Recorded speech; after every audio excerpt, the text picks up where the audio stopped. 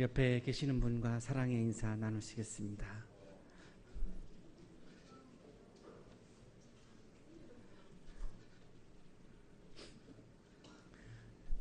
세계 어디에 가도 우리가 들을 수 없고 한양대학교 채플에 와야만 들을 수 있는 정말 아름다운 소리. 오늘 특별히 또 아주 그냥 굉장히 은혜로웠습니다. 우리 성가대 친구들을 위해서 여러분 격려의 박수 한번 하시겠습니다.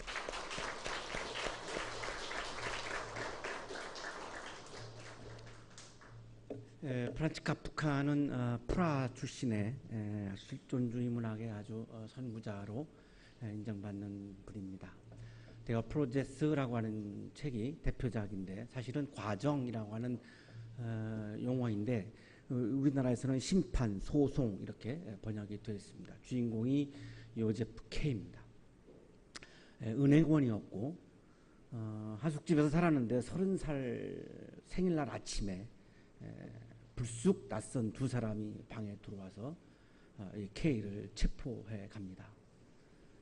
문제는 내가 왜 소송을 당하고 있는 건지, 내 제목이 뭔지, 누가 나를 소송한 건지 도저히 알 수 없고 그냥 체포되어 간 거죠. 성당의 신부님도 K의 제목이 뭔지 이야기를 못하고 또 변호사도 제목이 뭔지를 이야기를 못합니다. 참 갑갑하고 참 답답한 거죠. 내가 왜 소송을 당해야 하는가. 내 제목이 무엇인지를 모르기 때문입니다. 31살 되기 바로 생일 전날 다시 또 아주 붉은 옷을, 이 검정 옷을 입은 두 사람이 들어와서 K를 다시 한번 또 체포를 하고 채석장으로 끌고 갑니다. 그리고 한 사람은 K의 목을 조르고 한 사람은 칼을 이용해서 K를 암살을 합니다. 그리고 그 채석장에 그냥 버려집니다. K가 마지막 남긴 말이 비아인 훈투, 개처럼 죽는다라고 하는 마지막 말을 남기고 K는 눈을 감고 숨을 멈추게 됩니다. 히라빈들은 시간을 두 가지로 이야기했습니다. 하나는 크로노스고 하나는 카이로스입니다. 이 크로노스라고 하는 시간은 아픔의 시간, 고통의 시간, 절망의 시간, 슬픔의 시간, 눈물의 시간, 우리 인간이 겪고 있는 그런 시간들이죠. 카이로스는 희망의 시간, 기쁨의 시간, 구원의 시간, 은총의 시간, 하나님이 개입하시는 그런 구원의 시간을 카이로스라고 불렀습니다. 게오르고에 얘기하는 25시는 바로 크로노스가 계속되어서 24시 다음에 1시가 오지 않고 카이로스가 오지 않고 계속 우리 인간에게는 크로노스가 계속되고 있다고 하는 그 25시가 바로 크로노스이죠. 조세프 K는 마지막까지 질문한 거죠. 왜 나에게 1시가 오지 않는가? 왜 나에게 아침이 오지 않는가? 왜 나에게는 밤이 계속되고 있는가? 나에게는 왜 이렇게 절망과 슬픔이 계속되고 있는가? 고통이 계속되고 있는가? 왜 나에게는 희망의 시간, 구원의 시간, 1시 아침이 오지 않는가? 이 질문을 하다가 답을 얻지 못하고 개처럼 죽는다. 내가 정말 개와 같구나. 내 삶이 인간이 아니었구나 라고 하는 그런 절규를 마지막으로 내뱉은 거죠. 한여계라고 하는 가수가 누구 업소에서 이렇게 노래하죠. 밤이 너무 긴 것 같은 생각에 아침을 보려 하네, 아침을 보려 하네. 그 바로 요세프 K는 아침을 보고 싶다, 아침을 보고 싶다 라고 그렇게 마지막까지 절규했던 거죠. 오늘을 살고 있는 우리들의 소리이기도 하죠. 아침을 보고 싶다, 아침을 보고 싶다, 희망을 보고 싶다, 희망을 보고 싶다, 구원의 시간을 보고 싶다. 특히 오늘 우리 대한민국에 살고 있는 자꾸 어깨가 늘어지고 있는 우리 또한 청년들의 그러한 마음 깊은 곳에 담겨 있는 소리이기도 합니다. 요세프 K는 이 아침을 보고 싶다라고 하는 이 절규에 대한 응답을 결국은 얻지 못한 채 목숨을 거두고 말았습니다. 오늘 성서 일과는 이 질문에 대한 답을 우리에게 주고 있고 아침을 경험한, 아침을 맞이한 한 여성을 우리에게 소개해 주고 있는 그런 본문입니다. 예수님께서 거기에서 일어나셔서 게네사렛을 말하죠. 게네사렛에서 일어나셔서 두로 지역으로 가셨습니다. 게네사렛은 바로 갈릴리 호수에 있는 지역이고 이 두로는 그쪽에서 한참 이 서쪽으로 그리고 북쪽으로 이렇게 지중해 연안에 있는 그러한 이방인들의 도시이고 유대인들이 살고 있지 않는 그러한 도시입니다. 오늘날로 말하면 티레라고 하는 레바논에 속해 있는 그러한 도시고요. 옛날에는 여기가 페니키아, 시리아 지역이죠.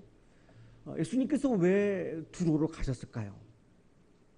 갈릴리에서 끊임없이 청년 예수는 정말 모든 사람이 다 아침을 맞이하는 기쁨을 누릴 수 있는 하나님의 나라를 지금 여기에 이루려고 하는 그 간절한 비전을 가지고 치열하게 살다가 이 두로라고 하는 이방인들이 살고 있는 정말 개 취급당하고 있는 그런 인간 취급받지도 못하고 있는 이 지역에도 하나님의 나라가 임했으면 하는 간절한 마음이 있었던 거죠.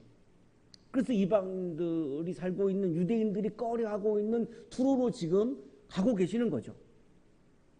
그리고 또 하나는 지중해 연안에 있는 도시니까 여기에 가서 하나님의 나라를 이루면 이 하나님의 나라가 바다를 통해서 지중해를 넘어서 전 세계로 퍼져나가겠다라고 하는 또 그런 희망도 있었기 때문에 지금 두로까지 가신 겁니다.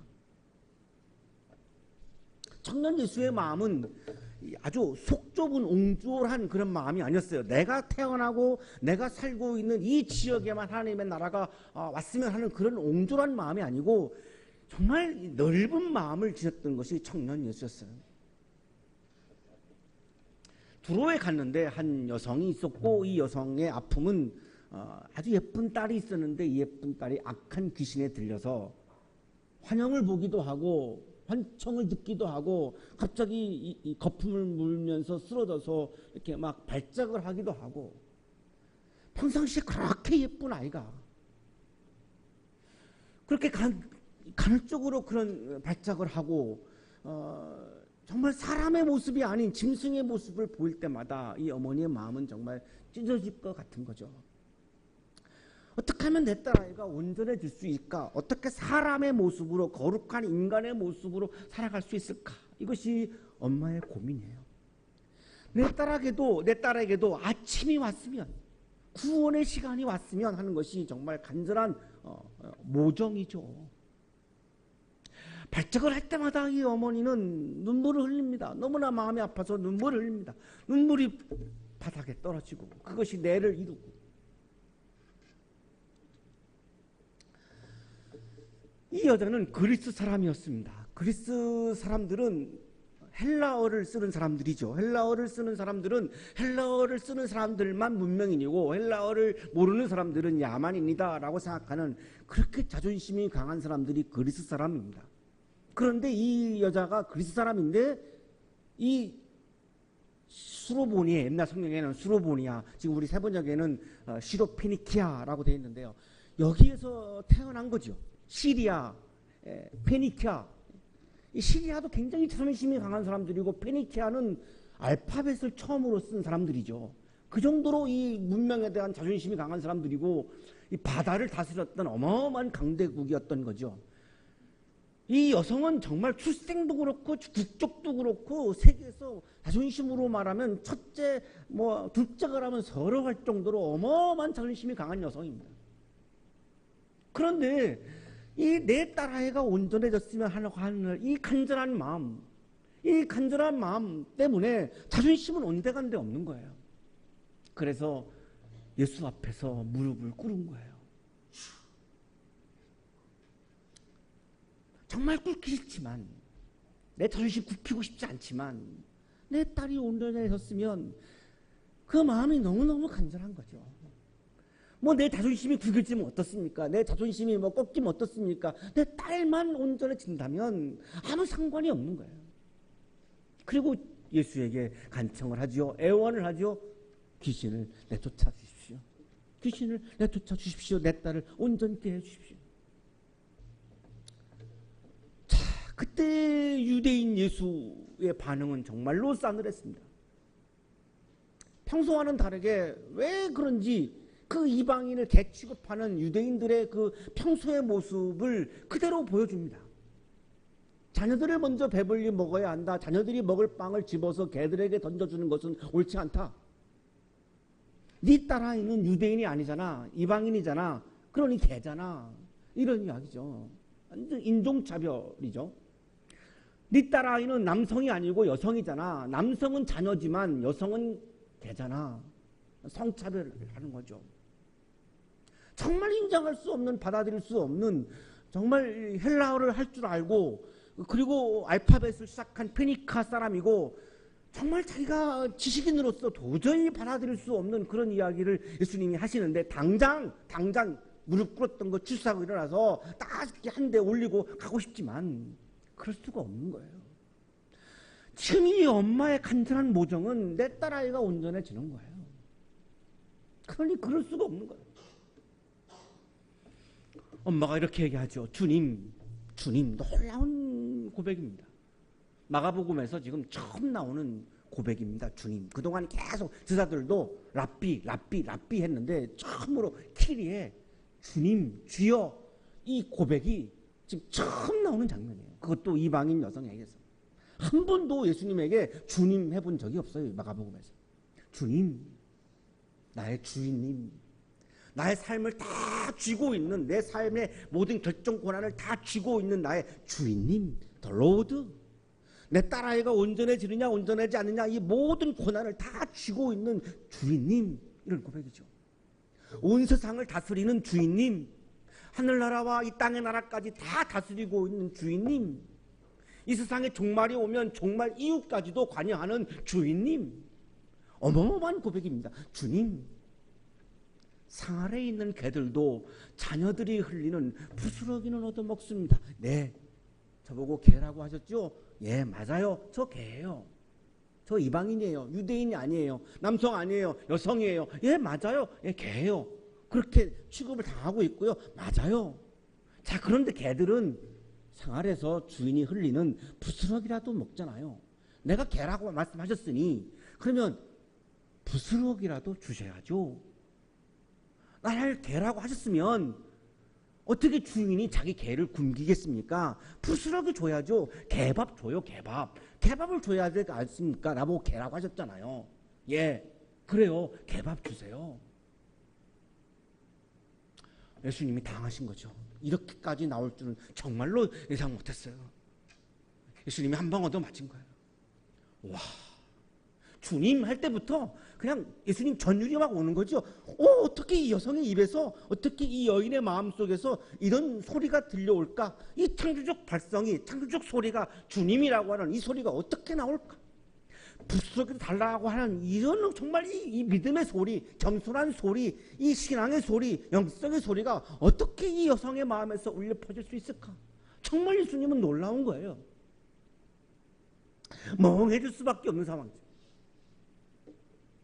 그때 예수님께서 말씀하시죠. 내가 그렇게 말하니 주지 않겠다. 딸아이에게 빵을 통해서 치유해주기 위한 그 빵을 주지 않겠다라고 말씀하셨던 예수님이 입장을 바꾸셨어요. 그 바꾸신 그 전환점이 뭐냐면 내가 그렇게 말하니 그 여성의 소리가 어떤 소리였는가가 중요했다는 거죠. 그 여성의 마음에서 울려 나오는 그 소리가 원망의 소리가 아니었어요. 불평의 소리가 아니었어요. 패배의 소리가 아니었어요. 슬픔의 소리가 아니었어요. 절망의 소리가 아니었어요. 그 개취급당하는 상황에서도 예수 그리스도 앞에서 그 여성의 마음에서 울려 퍼져나온 소리는 희망의 소리였고, 기쁨의 소리였고, 치유의 소리였고, 구원의 소리였고, 믿음의 소리였어요. 정말 이 예수를 진심으로 사랑하는 사랑의 소리, 그 여성의 그 창조적 소리, 창조적 발상 앞에서 이 예수가 감동받은 거예요. 너무너무 감동받은 거예요. 그래서 이렇게 말씀하시는 거죠. 내가 그렇게 말하니, 로고스가 여기서 온 말이죠. 내가 그렇게 말하니 돌아가거라. 귀신이 내 딸에게서 나갔다.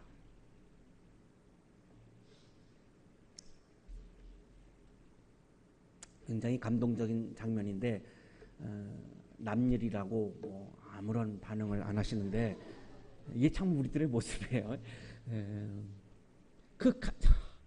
이 정말 그 눈물을 흘리고 있는 이 엄마의 그 간절한 마음이 지금 이루어져서 귀신 들렸던 그 딸아이가, 예쁜 딸아이가 지금 온전해지고 치유받고 지금 하나님 나라의 사건을 막 경험하고 있는 그런 정말 기쁜 장면이잖아요. 그러면 내 자신의 일은 아니지만 우리 이웃이니까 우리가 함께 기뻐해주고 함께 좀 이렇게 감동해주고 하는 게 정말 인간이 아니겠습니까? 근데 정말 반응이 없다니요. 너무 여기에 빨려 들어가신 거였겠죠. 정신을 좀 차리시고 다시 한번 좀 하겠습니다. 귀신이 내 딸에게서 나갔다. 아멘 해야 내 마음에서도 이 불평의 소리, 이 어둠의 소리, 25시의 소리, 이 절망의 소리가 다 나가고 여러분 마음속에 기쁨의 소리, 희망의 소리가 채워질 수 있기 때문에 제가 자꾸 지금 아멘을 유도하고 있는 겁니다. 뭐 아멘 안 하신다고 해서 무슨 큰일이 일어나겠습니까? 여러분의 마음속에 기쁨의 소리가 가득 차야죠. 그래서 하루하루를 몇 시간을 하나님 나라의 기쁨을 누리면서 살아야죠. 내 딸에게서 귀신이 나갔다라고 하는 이 바로 예수의 소리, 예수의 창조적 소리, 예수의 창조적 발성이 바로 이제 어둠을 끝내고 아침을 맞이하는 바로 이 딸과 이 어머니에게는 아침이 오는 소리였던 거죠. 조세프 K가 이거를 경험하지 못했던 거예요. 절망을 살고 있는 우리에게 다가오는 아침의 소리가 어떤 소리입니까? 바로 예수의 소리인 거죠. 그 예수의 소리는, 청년 예수의 소리는 절망의 소리가 아니라 희망의 소리예요. 패배의 소리가 아니라 치유의 소리예요. 심판하는, 정죄하는 소리가 아니라 구원하는 소리예요. 이게 바로 청년 예수의 마음을 가득 채웠던 그런 소리였어요. 자, 청년인 여러분들의 마음에 가득 차야 하는 소리가 어떤 소리예요? 절망의 소리가 아닙니다. 희망의 소리가 여러분의 마음에 채워져 있어야 하고 그게 청년이죠.